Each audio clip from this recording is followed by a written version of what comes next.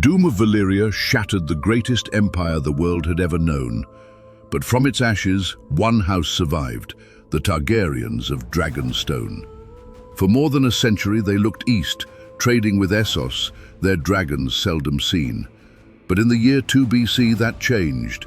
Aegon Targaryen, with his sisters Visenya and Rhaenys, turned his gaze west. With him flew 3 dragons, Balerion the Black Dread, Vhagar and Meraxes.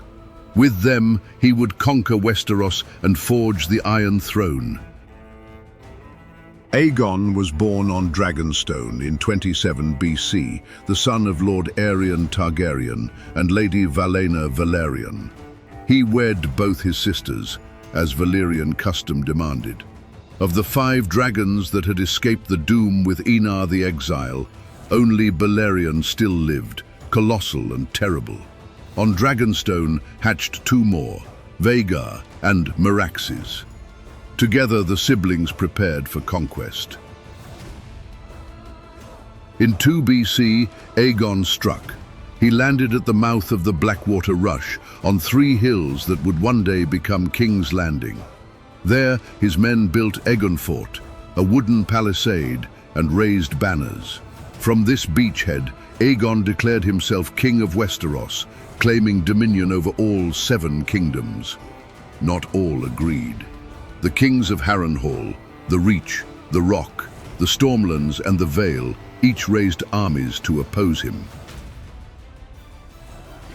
The first great test came at Harrenhal, the greatest castle in Westeros. King Harrenhal, called Harren the Black, had raised it with the blood of thousands, and he believed its walls impregnable.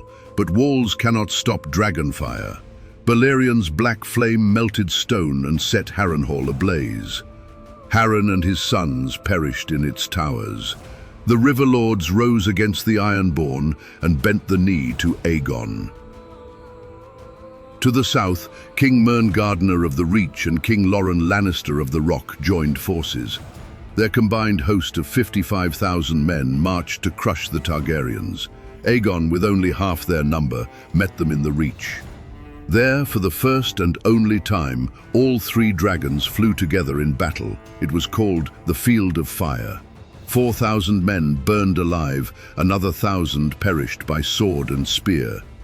King Mern was consumed in the flames, his line ended.